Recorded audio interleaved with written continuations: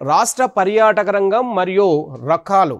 పర్యాటక రంగములో మనకు రకాలు అంటే ఎలాంటి పర్యాటక రంగాలు ఉంటాయి, రంగంలో పర్యాటక రంగాల్ని మనం అభివృద్ధి చేస్తామంటే వారసత్వ సంపద ప్రదేశాల పర్యాటకము. వారసత్వ సంపద పర్యాటకం అంటే చారిత్రక అంశాల్లో ఏవైతే నిర్మాణాలు ఉంటాయో వారసత్వంగా వాటిని అభివృద్ధి చేసి పర్యాటక అభివృద్ధికి ముందుకు తీసుకురావడం జరుగుతుంది.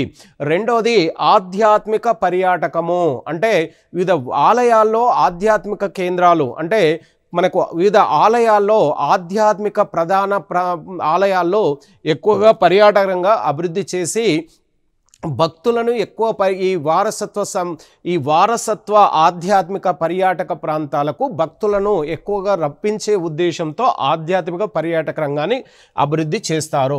గ్రామీణ పర్యాటకము వివిధ పట్టణ ప్రాంతాల్లోని వివిధ ప్రజల్ని గ్రామీణ ప్రాంతంలో ఉన్నటువంటి అందమైన దృశ్యాలను, గ్రామీణ ప్రాంతాల్లో ఉన్న వ్యవసాయ విధానాలను చూసేందుకు రప్పించే విధానము.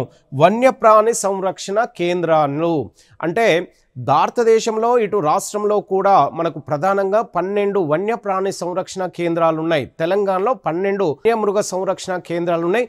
వాటి యొక్క పర్యాటక రంగాన్ని అభివృద్ధి చేసేందుకు చర్యలు చేపడతారు. పర్యావరణ పర్యాటక రంగము. పర్యావరణం ఎన్విరాన్మెంటల్ ప్రాంతాలు, అందమైన పర్యాటక ప్రాంతాలకు అందమైన పర్యాటక ప్రాంతాల అభివృద్ధికై.